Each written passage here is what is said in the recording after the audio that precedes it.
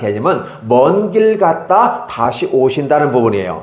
그래서 비유를 할 때 한 주인이 있었는데 자기 재산을 통틀어서 울타리를 만들고 포도원을 만들고 일꾼들을 만들고 각자의 사무적인 일들을 주고 또 문지기를 통해서 그걸 잘 지키라고 얘기했다는 것입니다.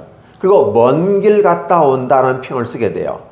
우리나라도 마찬가지지만 나 이제 먼 길 떠날 준비를 해야 돼 라고 했을 때는 되게 연세 드신 분들이나 아니면 병에 들어서 시한부 인생을 겪는 사람들은 그 준비를 하는 것으로 여겨집니다. 난 먼 길 떠날 준비를 해야 돼 라고 하는 내 인생 먼 길 떠날 때 마지막에 이러이러한 부분 하고 싶어 라고 하는 체크리스트 같은 것도 한번 만들어 보고 그런 것들을 한 다음에 미련 없이 떠나가는 것을 볼 수 있습니다. 어떻게 보면 그렇게 한 생애를 마치는 것도 굉장히 멋있게 느껴집니다. 근데 주님께서는 먼 길 떠난다고 하는 거예요.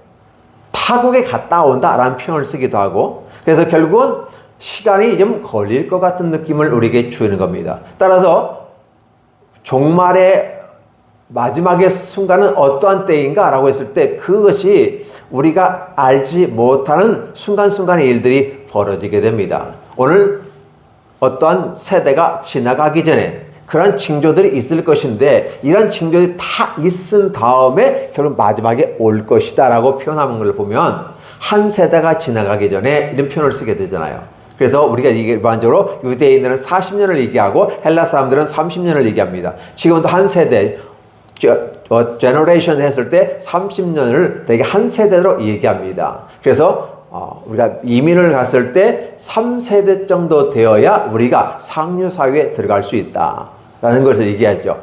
새로운 세계에서 30년 동안 개고생을 하고 그 다음에 아들 때, 손자 때 비로소 이제 바로 본격적인 보건 속에서 나아갈 수 있다. 그래서 우리나라 사람들이 미국에 가서 자리를 잡으면서 여러 가지 정치에도 이제 참여하는 것들을 바라보게 됩니다. 이런 것들은 그냥 된 것이 아니라 수없는 시간의 흐름 속에서 자리를 점차 잡아가서 그 지역사회에서 어느 기점의 역할을 감당하고 있을 때 비로소 주어지는 것들로 여겨집니다.